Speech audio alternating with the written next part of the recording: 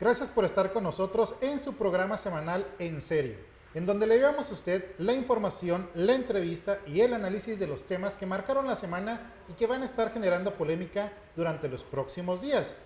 Será un programa, la verdad es que muy interesante, un tanto distinto a los que usted normalmente está acostumbrado, pero bueno, en primer término le damos la bienvenida. Karina, ¿cómo estás? Muy bien, Bernardo, espero que también ustedes estén muy bien. Gracias, como siempre, le agradecemos el favor de su atención, que nos vea por los distintos medios que nos puede ver, ya sabe, el canal 44.1 de televisión abierta, el 44.2 también de televisión abierta, pero con un desfase de 2 horas, o bien que nos siga a través de redes sociales, y si no lo hace, búsquenos así como Canal 44, el canal de las noticias Chihuahua. Dele like y le va a estar llegando una notificación cada vez que se suba información o que empiece un programa en vivo. De verdad, gracias por su preferencia, por los comentarios que nos hace en la calle cada vez que se acerca a nosotros. Y precisamente decía que va a ser un programa un tanto distinto, sí, porque nos concentraremos en las entrevistas. Por la importancia de los temas, tendremos en primer término a Margarita Blacayer. Ella es coordinadora ejecutiva del Sistema de Protección a Niñas y Niños Adolescentes del Estado de Chihuahua, quien nos viene a hablar de toda esta problemática que están enfrentando los niños y qué se debe hacer para lograr un cambio, sobre todo en lo referente a la violencia digital. En la violencia digital y como padres de familia, Bernardo, ¿qué podemos hacer? Yo creo que es mucho lo que tenemos que comprometernos como sociedad, junto también con la iniciativa pública y privada para poder buscar la seguridad para nuestros hijos. Por otro lado, mire, tendremos también la entrevista con Adriana del Carmen Martínez Lara. Ella es coordinadora de juezas y jueces de distrito federales en Chihuahua. Viene a hablar de la tan temida, nombrada y sobre todo platicada reforma C, o bueno, el plan C, precisamente para modificar las condiciones del Poder Judicial. Será un programa muy interesante, ahora sí que por la importancia y por la polémica que implican estos dos asuntos, así que lo invitamos a que nos acompañe durante los próximos minutos, donde hablaremos en serio, como usted lo merece. Quédese con nosotros. Comenzamos.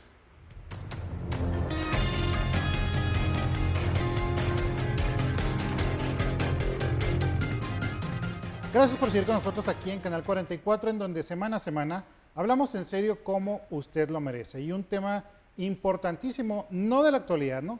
Desde hace muchas décadas en el estado de Chihuahua, que se le ha puesto mayor o menor atención. Esto lo que tiene que ver con niños y adolescentes, particularmente la violencia que sufren y los delitos de los cuales pueden ser víctimas.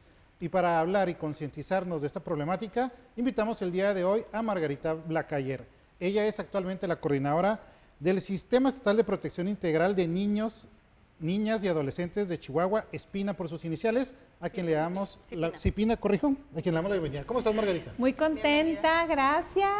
Muy alegre de estar con mis dos amigos queridos. Sí, esta mañana ya tocaba. Ya tocaba, antes del corte comercial estábamos hablando de ¿hace cuánto no estabas en serio? Ya te habíamos tenido como invitada en los demás espacios también de Canal 44. Pero bueno, pues hablar de Margarita Blacayer, lo hemos comentado también en su momento, pues no es de este puesto que pues te viene muy ad hoc, sino de una lucha de muchos años en la sociedad civil, tu paso en el Instituto de Chihuahuense de las Mujeres, tu paso como diputada y actualmente en esta área importante, sí, que le da la gobernadora Maru Campos a este tema. ¿Cómo estás al frente de esta dependencia? ¿Y cuáles son los retos que de manera general tenemos que estar enfrentando los chihuahuenses? Bueno, pues insisto, muy agradecida por estar esta mañana con ustedes y muy agradecida también por tener esta responsabilidad de llevar el rumbo del Sistema Integral de Protección de Niñas, Niños y Adolescentes. Muy pocas personas saben qué es el CIPINA. Realmente tiene... pues es un sistema que se echó a andar, por así decirlo, a partir del 2015, 2016. ¿Y qué hacemos en el CIPINA? En el CIPINA lo que buscamos es justamente generar políticas públicas para la protección de niñas, niños y adolescentes en el estado, pero muy interesante porque el CIPINA no soy yo, el CIPINA no es las instalaciones, el CIPINA somos todas y somos todos.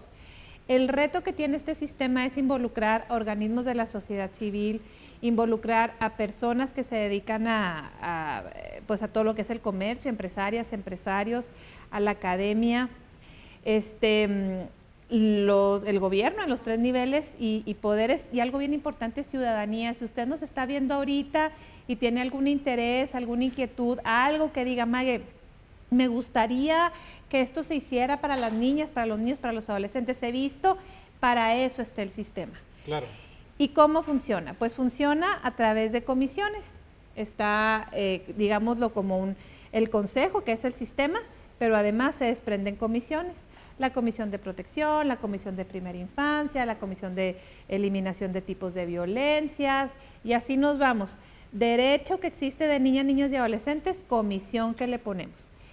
Y estas comisiones, que son estas mesas, pues buscamos poner justamente en la mesa con personas expertas esta problemática que sabemos que existe y tratar de generar política pública.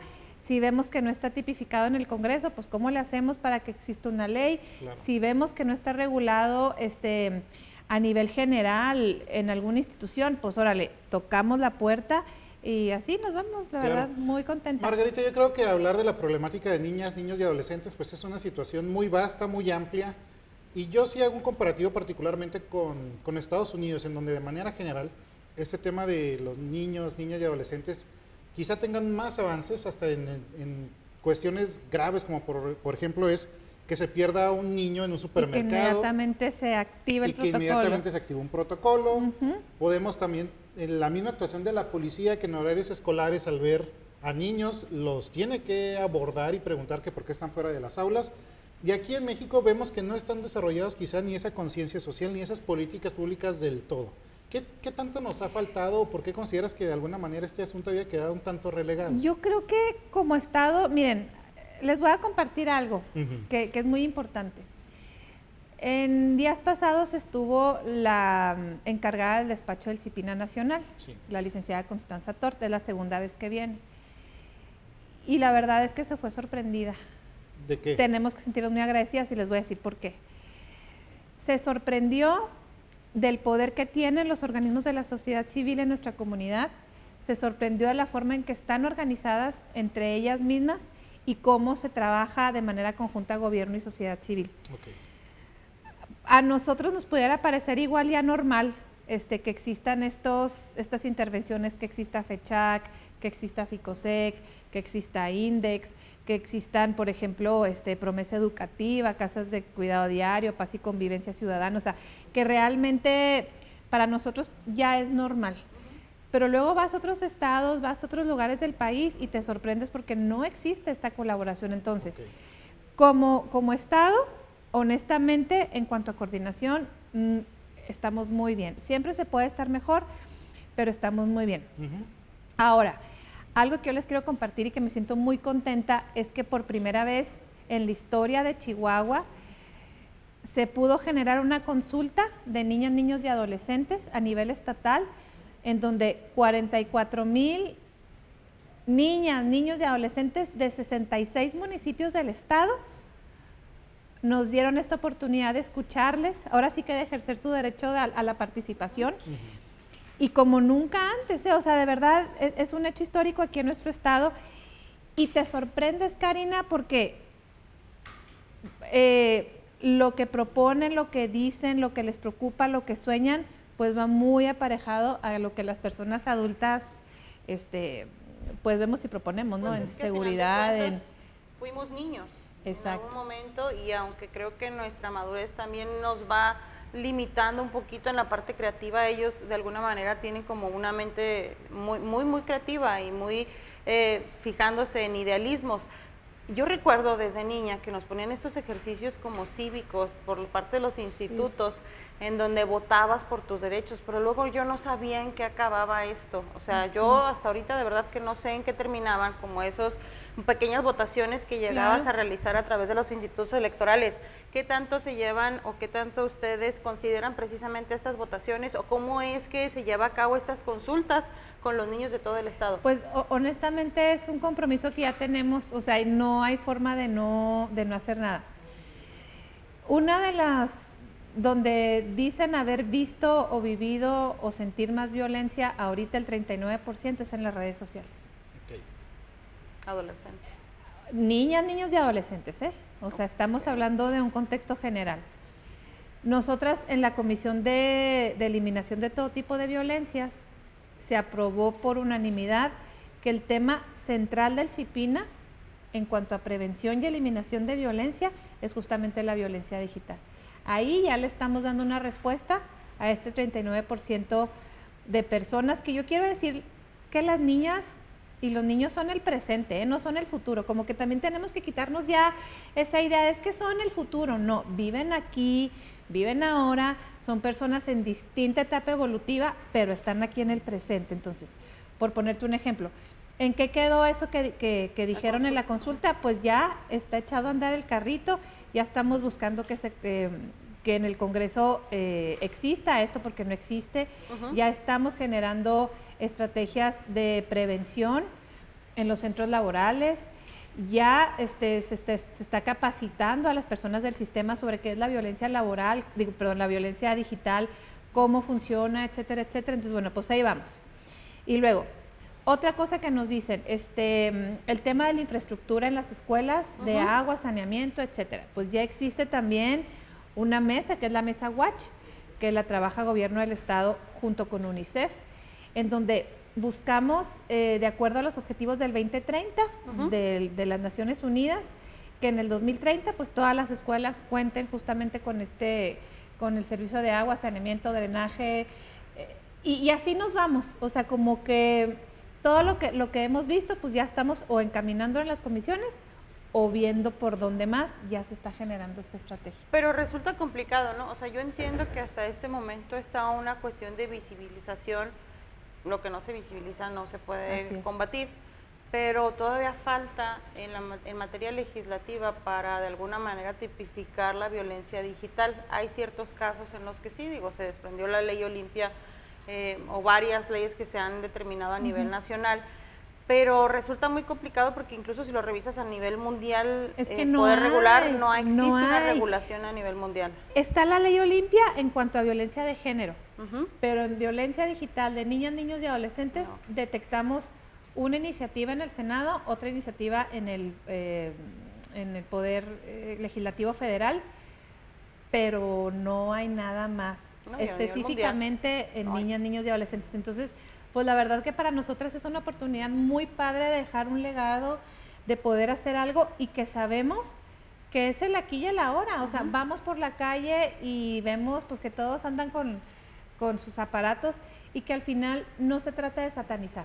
tampoco se trata de satanizar las redes, no se trata de satanizar el internet, sino que dotar estas herramientas para que para lo que fue creado sea usado de manera adecuada, que sí les brinde desarrollo y que nosotros, por ejemplo, como mamás, como papás, que nos vamos al trabajo, pues al menos tener esta herramienta parental de saber qué está viendo, cómo lo está usando, o sea, y bueno, honestamente muy contentas por este tema que se asentó en el CIPINA y que ya está echado a andar. Es que es un tema muy profundo, muy actual y muy vigente. De hecho, usted ahorita está viendo la televisión, pero probablemente su niño ahorita esté en un celular. Ahí está en el celular. O esté en una tablet. Pero comentamos precisamente parte de estos retos y lo que viene después del corte comercial.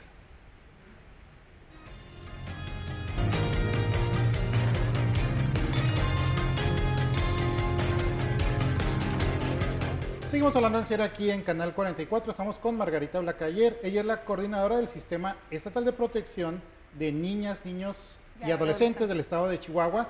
Y nos estás platicando, Margarita, de estos retos que implica pues la protección precisamente de este sector actual de la sociedad, sector presente, como bien lo comentaste tú. Y particularmente en esta plática, bueno, pues ya nos comentaste este término de violencia digital.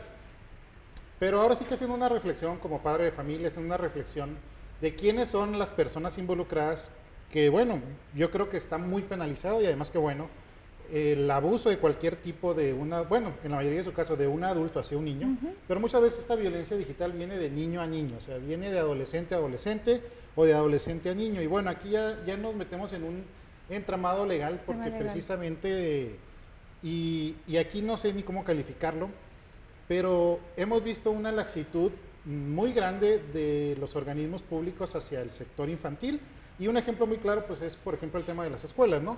Ya no hay expulsiones de niños, ya si un niño está haciendo un desorden, aplicarles medidas coercitivas es cada vez más complicado para los maestros y para las autoridades educativas, y me imagino que dentro de todo este universo pues hay quien desafortunadamente lo está aprovechando para cometer este tipo de abusos, para cometer este tipo de violencia. Sí. Entonces, ¿hacia dónde debemos migrar como sociedad, uno? Y dos, como padres de familia, para evitar, uno, que nuestros niños sean víctimas, o dos, que sean los victimarios. Yo creo que como sociedad hay que migrar hacia hacia el deber ser.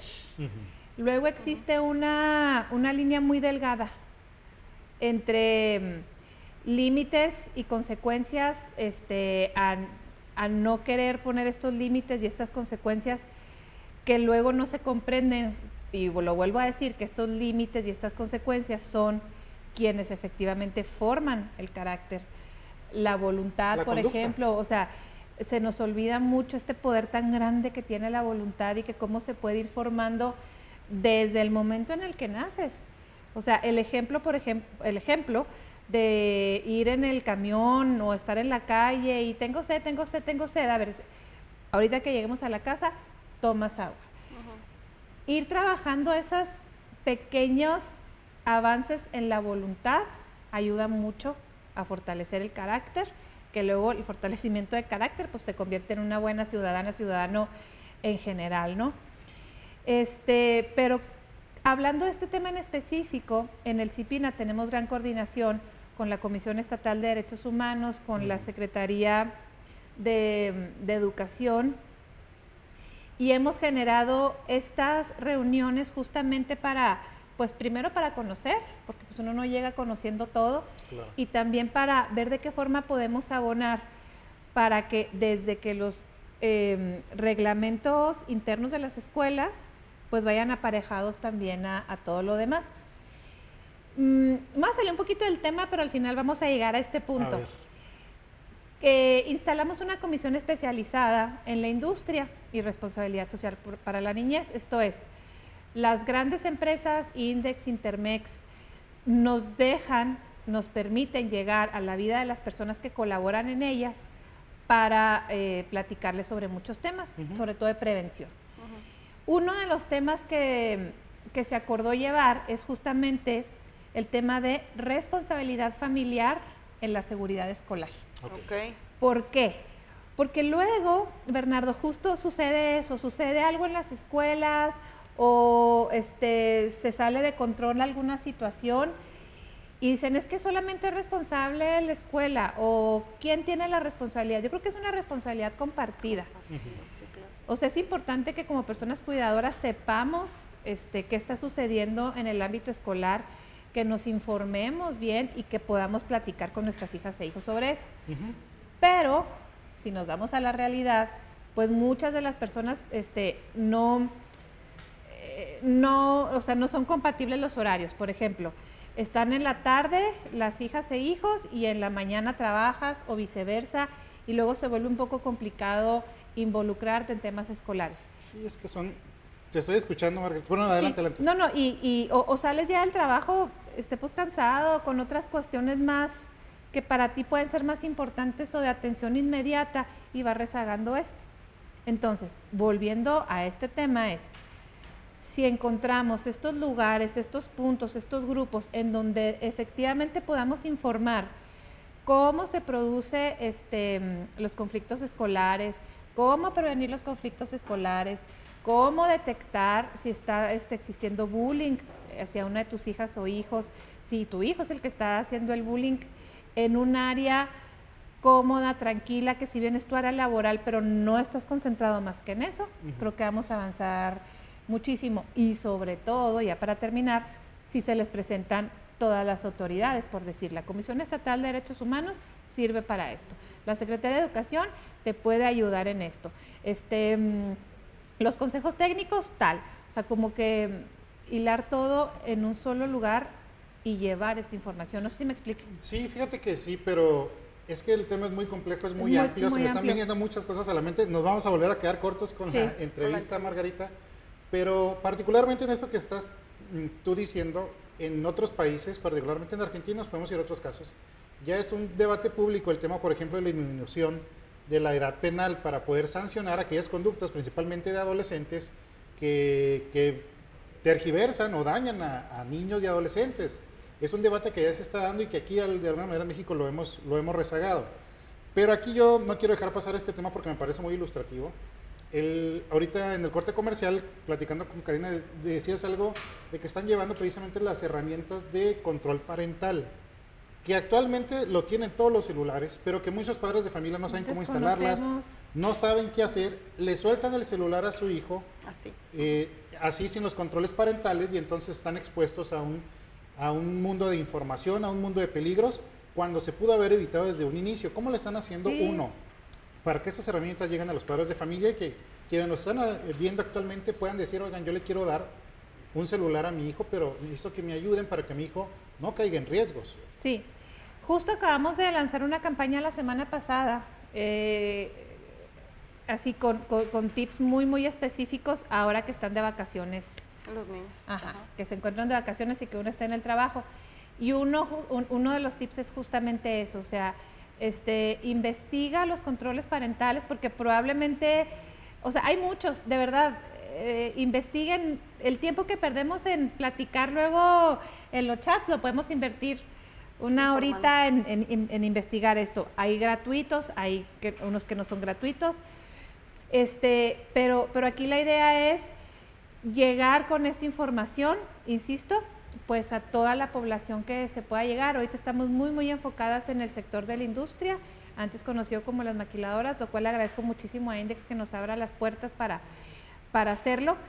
Y sobre todo algo bien importante es la comunicación con las hijas y con los hijos. Yo creo que ahí está el reto, ¿eh?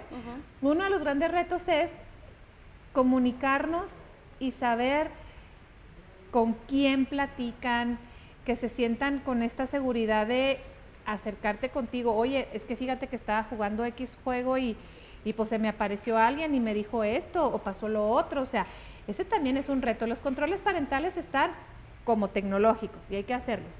Pero si nos vamos ahora sí que a la raíz, a lo que buscamos como sociedades, ¿cómo logro entrar en esta era digital de mis hijas y de mis hijos y conocer qué es lo que están viendo? A ver, ya no se comunican como nos comunicamos nosotras, ya no vamos y le tocamos la puerta a la vecina y vámonos a la calle a sentarnos en la banqueta y platicar, ¿no? O sea, ya es más común que todo sea por mensajes. Sí, y hay que, perdón Karina, pero nada más hay que asumirlo. Sí, claro. Hay que asumirlo, hay que entenderlo, hay que saber que así es como está ahorita el tema. Y pues hay que brindarles toda la protección. Yo me voy a casos muy reales porque tú sabes que en el noticiero en la mañana a nosotros nos llegan denuncias continuamente. Ya hace rato que no nos llegan, pero sí se han llegado a comunicar padres o madres de familia con alguna situación de bullying. Y siempre ha sido mi pregunta en todas las áreas gubernamentales, ¿qué tanto esto que ustedes nos dicen en una entrevista se permea hasta abajo? Porque no faltan las escuelas donde se está ejerciendo bullying y el maestro les dice, es que como están, o en los barrios donde es que como se están peleando afuera, ya no me corresponde a mí, ya no es mi responsabilidad. Ese es un temón, Karina. O sea, estoy totalmente de acuerdo contigo, lo hemos puesto en la mesa y es parte justo de nuestra responsabilidad, como el CIPINA. Ahorita, bueno, pues el nuevo secretario de Educación es un hombre sumamente abierto a estos temas, lo cual le agradezco mucho también. A Hugo Gutiérrez, a quien le mando un saludo, y lo que estamos buscando justamente es eso, o sea, es encontrar estos caminos en escuelas públicas, en escuelas privadas. Les digo, ya nos hemos sentado con representantes y la misión de esta comisión para erradicar y prevenir la violencia digital, pues es parte de su trabajo. Entonces, yo espero llegar el año que entra con buenas noticias y decirles, ya estuvimos en tantas escuelas, ya llegamos con tantos maestros, ya estuvimos con tantas personas cuidadoras, esto está arrancando, pero la voluntad y las ganas y el objetivo es justamente pues llegar a la mayoría de la población. Es que a final de cuentas creo que sí es como una percepción fuerte que se llega a tener de eso se dice, y lo he platicado de hecho en la semana pasada que se daba a conocer sobre actividades del área de la mujer que en algún momento estuviste y que se comunican denunciando de, bueno, pero es que el Ministerio Público me dice que no me puede atender todavía sin esa perspectiva de género. ¿Cuánto tiempo será que nos lleva la misma cantidad de años como la parte de reeducación como en el tema de las mujeres, o crees que tengamos que avanzar mucho más rápido en el tema de niños para la cuestión de adaptación como papás de una era digital? Es que necesitamos, ya no es que debamos, o sea, ya, de verdad que ya es una necesidad. O sea, es una necesidad apremiante el ponernos al día. Siento que se fue muy rápido todo esto y ya lo hemos platicado en cortito nosotras. Esto se fue muy, muy rápido y pues tenemos que agarrar con más fuerza este carrito y a ver qué tanto podemos alcanzar, pero volvemos a lo mismo, es una responsabilidad de todas las personas. Claro, No todos los estamos adultos. hablando de un tema público solamente, un tema privado solamente, o sea, es una responsabilidad compartida que yo entiendo perfectamente lo que dices, o sea, cómo van a estar las penas si se da entre pares. Para mí el sistema penal ya es lo último, como le dicen, ya es la última ratio, o sea, ya no hay más.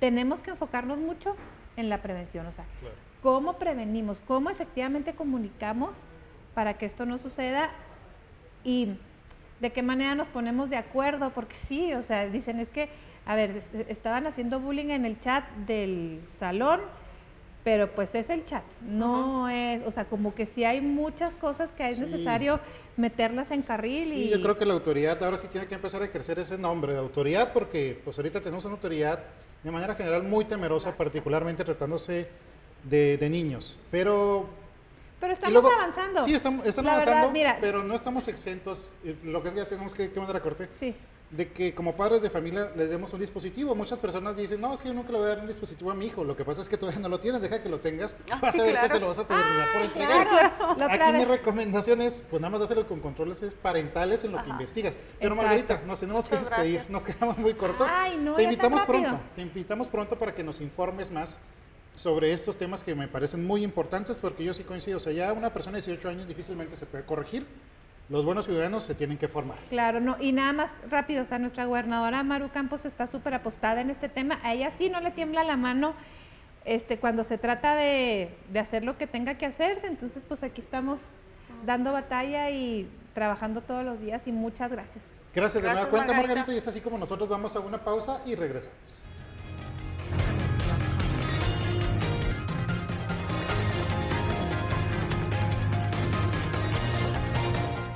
Gracias por seguir con nosotros aquí en Canal 44, hablando en serio como cada semana y presentándole a usted a los actores políticos y sociales que están en la toma de decisiones.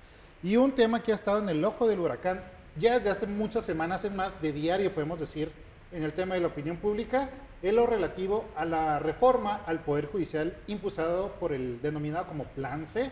Esta reforma, que quizá es la más urgente del Plan C, pues sin mal no recuerdo son un paquete de 21 reformas, pero que el que ha estado generando más polémica es el relativo a la reforma al Poder Judicial Federal. Y para hablar de este tema en particular, invitamos el día de hoy a la jueza Adriana del Carmen Martínez Lara, quien es precisamente la coordinadora de juezas y jueces de distritos aquí en Chihuahua, y quien le damos la bienvenida. ¿Cómo estás? Bienvenida. Muchas gracias, buenas tardes. Saludar a su audiencia. Al Gracias por contrario, el espacio. Te decía que en pocas ocasiones hemos tenido a jueces de distrito, particularmente del Poder Judicial Federal, uno por la carga de trabajo y dos, yo porque aquí sí me centro en las palabras de la presidenta ministra de la Suprema Corte de Justicia de la Nación, Norma Piña, en el sentido de decir, la actividad jurisdiccional no es popular porque hay dos personas en conflicto y con uno se va a quedar mal y uno va a terminar odiando al juez o a la jueza porque no le dieron la razón en lo que él consideraba y finalmente pues es parte de la esencia del Poder Judicial. Así es. En tu experiencia precisamente como juez, ¿cómo ves en primer término esta propuesta? ¿Qué cambios sí se requieren en el Poder Judicial y cuáles no se deberían de realizar a cabo? De revisar. Bueno, en relación a la propuesta de reforma, considero que el fin es muy legítimo, que es mejorar el sistema de impartición de justicia en el país. Sin embargo, considero que habría que involucrar a más actores dentro de todo ese sistema, porque recordemos que al final del día los juzgadores somos una parte del sistema de justicia nacional. Existen también otros intervinientes como los policías, los agentes del Ministerio Público, las fiscalías como entes, los jueces del orden común. Todos esos actores dentro del sistema de justicia tienen que contemplarse porque al final del día quienes están demandando una mejor justicia es la ciudadanía, Claro. es la víctima y debemos de atender a sus necesidades. Entonces, la reforma es adecuada en la medida en que está tomando una vertiente de atención a un reclamo social. Claro. Sin embargo, habrá que sumar dentro de esa reforma a toda una estructura del sistema de justicia que no se reduce exclusivamente al Poder Judicial Federal. Yo creo que es un tema muy complejo hablar de la impartición de justicia en México en todos los niveles, porque finalmente están involucrados, además de muchos actores, como bien lo comentas tú, pues un término de sobrecarga, un término de plazos, un término de procesos que se tienen que respetar para finalmente dar esa certeza a esas sentencias que van a terminar por beneficiar a una u otra parte. Sin embargo, la propuesta en concreto que más está generando ruido es el tema de la elección de los jueces vía voto popular. Sí. Y se ha hablado mucho de los riesgos que esto implica, sobre todo de que en tu juzgado, ojalá nos puedas dar un ejemplo, hay X número de asuntos, que llegue una persona nueva a conocer, así sea experta en la materia, a conocer de esos asuntos, va a ser lentísimo, va a perjudicar el tiempo de los plazos, va a perjudicar el tiempo del proceso, y es uno de los principales señalamientos que hay en este tema de la elección popular. ¿Cómo ves particularmente este asunto? La elección popular. Yo considero que toda reforma, modificación tendente a un bienestar nacional tiene que siempre empezar de una base en la que ya hay implementadas, al menos ahorita en tema de carrera judicial, hay bastantes controles para la designación de juzgadores. Considero que la reforma, más que empezar desde cero, debería de partir de pisos que ya están fijados con debidos controles. Obviamente que sí, como lo señala, al final del día de llegar nuevos titulares, nuevos jueces a los órganos jurisdiccionales federales, van a enfrentarse con una gran complejidad porque las cargas de trabajo ahorita están muy desbordadas y eso es un reflejo precisamente de la debilidad institucional de todos los actores dentro del sistema de justicia. Gran cantidad de asuntos que tenemos aquí en la ciudad son que demandan derecho a la salud, demandan derecho al agua, demandan acceso a una justicia pronta y expedita porque las autoridades generalmente, que están igual que muchos órganos federales sobrepasados, retardan la decisión de los asuntos. Entonces eso va impactando de manera negativa y al final del día, cuando venga un cambio como el que se propone, las personas que lleguen a la judicatura en esas condiciones se van a topar con un monstruo de carga de trabajo. Claro. Y si le sumamos el tema de la capacitación, la experiencia, creo que se vuelve más complejo y pudiera no cumplir con el fin legítimo que tiene la reforma de mejorar la impartición de justicia. Claro. En este sentido, dice usted de algunas bases que se deberían tal vez de tomar en cuenta para hacer estas modificaciones o este plan C, o si no quiere llamarlo plan C, usted llamarlo de otra forma. ¿Cuáles son esas bases? O sea, para explicarle a la gente, porque realmente el Poder Judicial de la Federación y tanto el local o el estatal, pues no comunica tanto por lo mismo que ellos o que ustedes están encargados de esta parte, de una parte y contraparte, que alguno va a salir molesto. ¿Cómo se hace este proceso para elegir tal vez a un juez, para elegir a alguna persona que esté en algún puesto? ¿Hay reglamentos? Lo comento porque a la percepción pública y teniendo todos los días a un presidente que está diciendo tanto gana un ministro, tanto gana un juez, tanto de recursos se nos va en un poder judicial, pues sí, pero ¿por qué? O sea, yo creo que es importante mencionar por qué, cómo es el proceso, sobre todo para que lleguen a un puesto. Para llegar, ok, la carrera judicial tiene 30 años en práctica y ha generado una cantidad de juzgadores por designación ante la oposición de más de 1,200 candidatos en la primera etapa.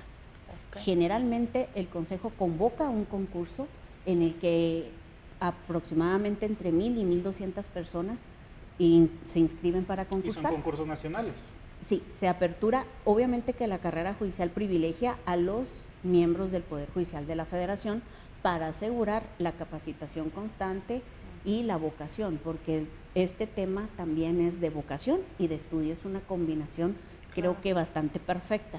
En consecuencia, para designar a un juzgador a manera de ejemplo, El Consejo emite una convocatoria en el que se inscriben, insisto, entre 1,000 y 1,200 personas. Se presenta un examen de conocimiento en una primera etapa. La mínima aprobatoria para continuar en el concurso son 85 puntos de 100 posibles. Una vez que apruebas esos 85 puntos, vas a una segunda etapa donde te entregan un expediente, un caso práctico, y tienes que formular una resolución en 5 horas. En 5 horas tienes que hacer tu mejor esfuerzo de entender el problema que está sometido ahí a consideración del juez y presentar una solución. Posteriormente, compareces ante un jurado integrado por 3 sinodales que se conforman por un consejero de la Judicatura, ahorita un cargo que también ha estado muy en la mención de la reforma, un magistrado ratificado y una jueza o un juez ratificado. Escoges un tema de una tómbola. El temario que se implementa para el estudio abarca infinidad de materias: derechos humanos, juicio de amparo, materia penal, civil, familiar, administrativa, todas las ramas del derecho posibles que pudieras conocer como juez federal. Tomas en ese momento de manera aleatoria el tema que vas a exponer y durante 15 minutos al jurado tú expones tu punto de vista y tu criterio sobre los puntos o el tema que te correspondió. Una vez que haces la exposición, te van a preguntar de todos los temas posibles que ellos consideren, no solo de lo que tú expusiste. Haz un intercambio de argumentación contra argumentación, fijar posturas. Posteriormente te asignan una calificación por ese desempeño. He de aclarar que esos exámenes son públicos. Cualquier persona que desee puede entrar a la sala donde está el sustentante frente al jurado. Se graban para si hay alguna situación que revisar, sea susceptible ese análisis. Una vez que se cumplen las 3 etapas, se suman todas las calificaciones de cada una de ellas, los factores de desempeño que tengas, si has asistido a cursos, si tienes diplomados, especialidades, maestrías, doctorados, y todo ello sumado se somete a consideración del Pleno del Consejo de la Judicatura, que recordemos está conformado por 7 miembros, designados unos por el Poder Legislativo, otros por el Poder Ejecutivo y unos más correspondientes al Poder Judicial. Una vez que se suman las calificaciones y hace el análisis de los factores de desempeño, te designan vencedor en ese concurso y a partir de ahí tomas protesta y te adscriben. Lo pregunto, de verdad, porque digo, yo no soy abogado, y Bernardo sí tienes la preparación y es maestro, pero para el conocimiento del público en general, en ocasiones cuando llegan a comunicarnos y aprovecharse de la ignorancia de los temas y nos dicen, es que son jueces a modo, pues realmente pasar por un proceso así no es un juez a modo. No, no somos jueces a modo. Insisto, la carrera judicial se implementó hace más de 30 años y precisamente es un tema que tocó la ministra Loretta Ortiz en una de sus ponencias en la ciudad de Puebla, donde establecía que había que generar y resguardar ese esfuerzo de formar juzgadores con base en capacitación, estudio y vocación, que no era factible dejarlo de lado. A eso me refería, que la reforma se puede complementar con cosas sanas y buenas que hay dentro del Poder Judicial. No todo está mal, no todo es necesario reformar. Creo que hay muy buenas bases a partir de las cuales la reforma se puede implementar de mejor manera. Insisto, ese es solo una parte, un actor, porque los litigios o los conflictos se dan entre particulares. En un primer momento van ante un juez del orden común, que son los jueces locales de cada uno de los estados. Esos jueces dictan una sentencia. Esa sentencia es revisable por los magistrados de las salas civiles de cada estado y una vez que el magistrado decide, esa sentencia pasa a hacer análisis por parte de los tribunales colegiados de circuito. Nosotros, jueces de distrito, tenemos la posibilidad de analizar y juzgamos actos de autoridad. Nosotros no resolvemos directamente la controversia entre un particular y otro. Sí, los famosos amparos, pues. Exactamente. En algunos indirectos, algunos directos. Exacto. Pero tenemos que ir a una pausa comercial. Claro. Regresamos después de esta para hablar de este tema. Gracias.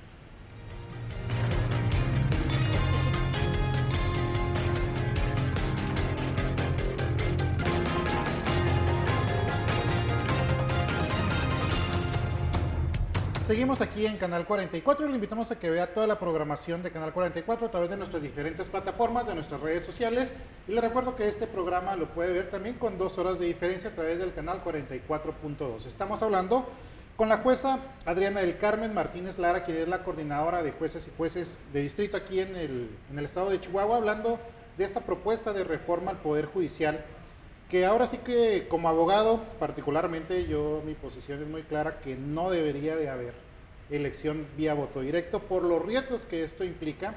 Ahora sí que con conocimiento de causa una elección pues, es completamente manipulable, política.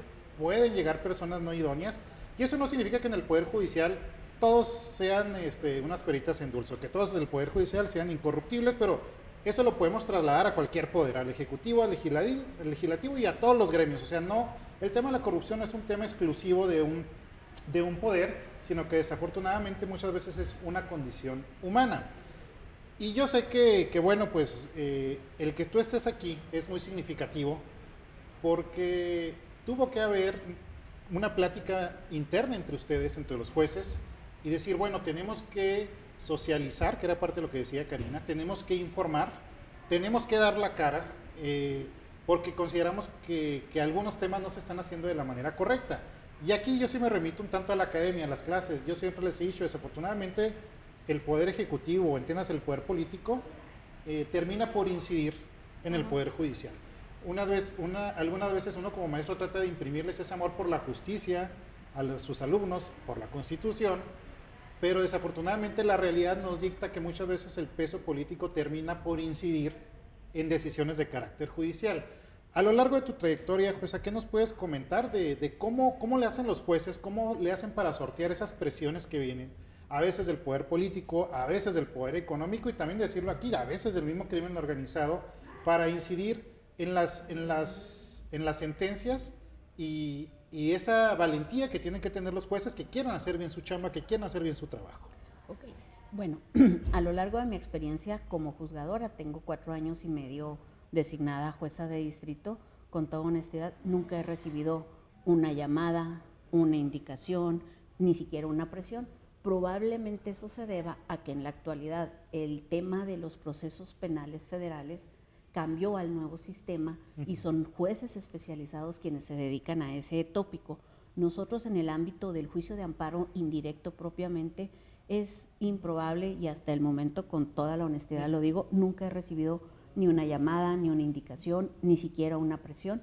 Obviamente la puerta siempre está abierta para que las partes que tengan interés en el asunto y deseen expresar algún tema en particular, se les recibe, se les escucha.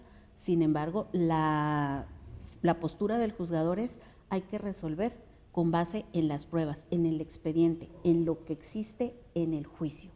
Porque, insisto, nosotros no juzgamos los problemas entre particulares, lo que nosotros juzgamos y decidimos es los actos de autoridad que puedan llegar a vulnerar derechos humanos de los particulares. Claro.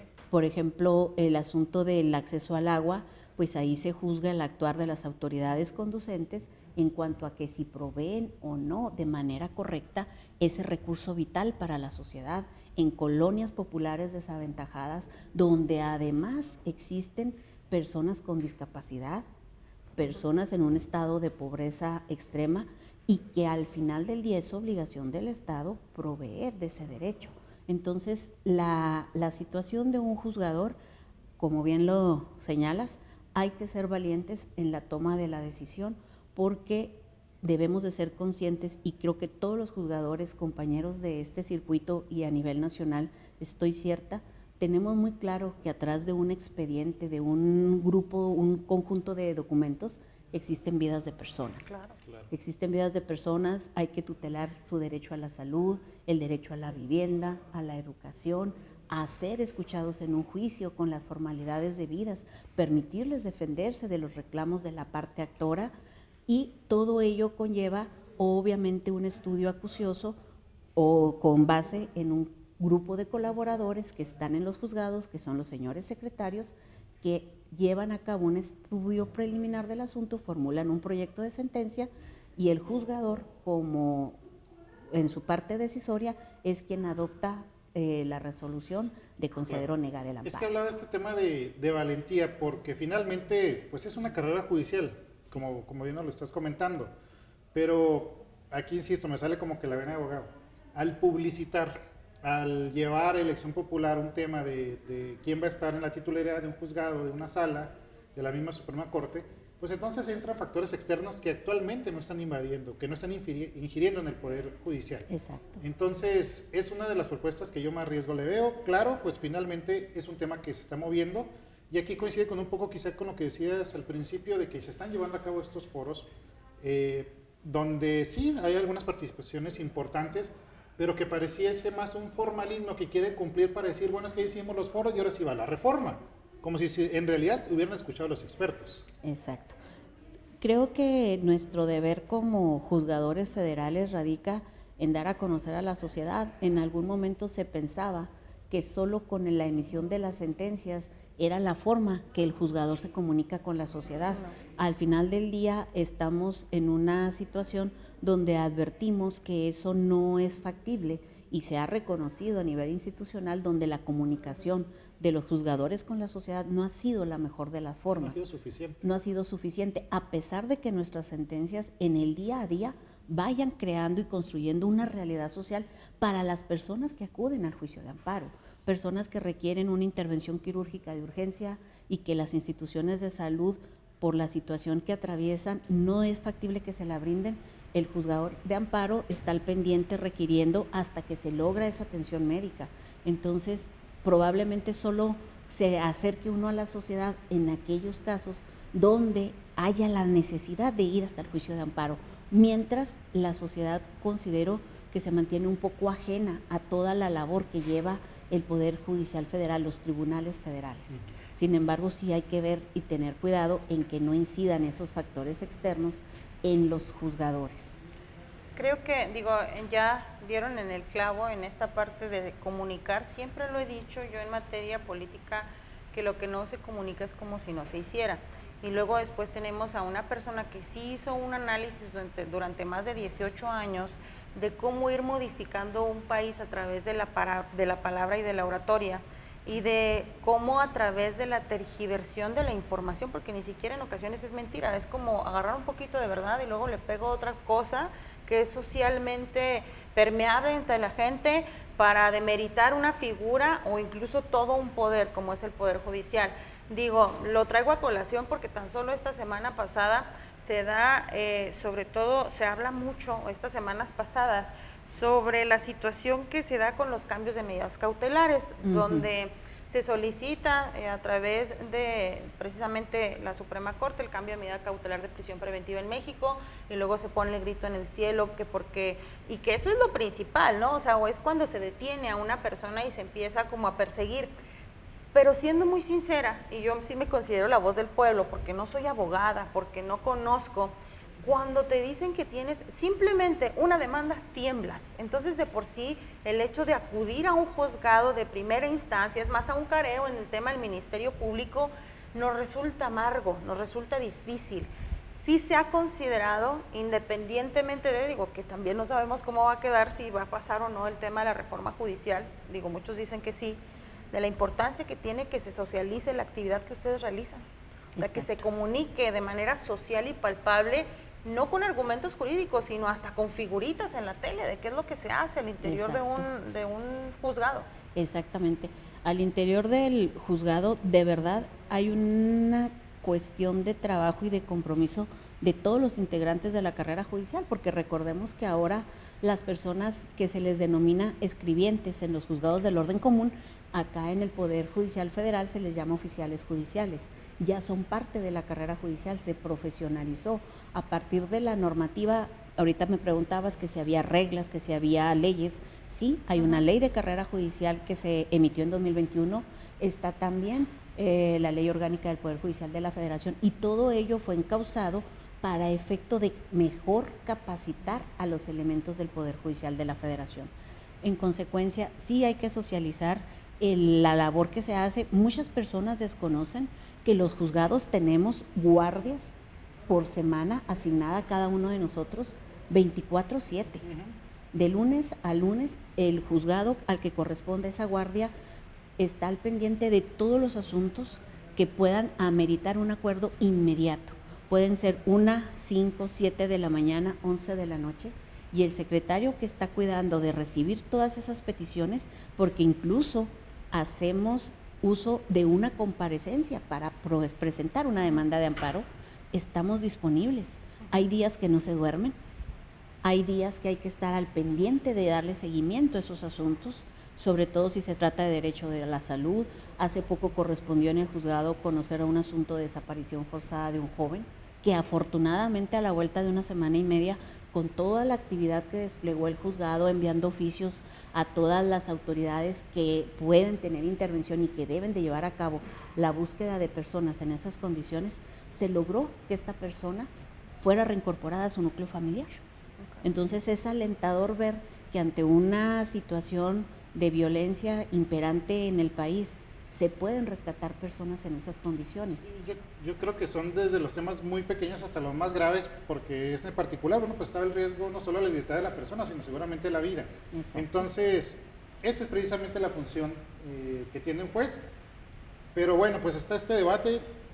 Yo te lo comento a ti, y en su momento se lo he comentado a representantes o titulares de organismos autónomos, que también, bueno, vienen parte dentro de esa reforma. Yo creo que les va a tocar a ustedes defender, socializar y encabezar esta lucha, porque finalmente este cambio ya está. Se tiene el poder constituyente, bueno, se tienen los congresos, se puede hacer la reforma, y es algo que finalmente les va a tocar defender. Me queda claro que también, nos lo comentaba aquí el magistrado local, Luis Villegas, hay un plan por parte de los magistrados locales de ahora sí de interponer recursos ante esta reforma, y yo creo que este asunto del plan C pues va a dar mucho de qué hablar los siguientes meses. Si te parece, te estaremos invitando más adelante para que nos comentes cómo va este proceso y finalmente qué cambios sí se logran aplicar en el Poder Judicial. Pero te agradecemos mucho Al que contrario, hayas acudido a hablar en serio. Al contrario, gracias a ustedes. Espero que esta pequeña intervención deje en los oyentes, en su auditorio, la semillita de poder investigar un poco más qué es la Judicatura Federal y que se tome en serio que sí se permea en la sociedad. Puede ser en 1, 2 casos, 3 particulares, sin embargo, insisto, se hace el máximo de los esfuerzos para que la institución atienda esa demanda de justicia. Gracias de nuevo. Gracias a ustedes. Y es así como nosotros llegamos al final de este programa. Ya sabe, Karina y un servidor lo esperamos semana a semana, domingo a domingo, a través del 44.1, 10 de la mañana y 8 de la noche. Y ya sabe que tenemos el canal 44.2, donde nuestra programación sale con un desfase de 2 horas, así que bueno, nos puede ver tanto domingo como el sábado posterior a las 4 y 6 de la tarde respectivamente. Que tenga usted un excelente día.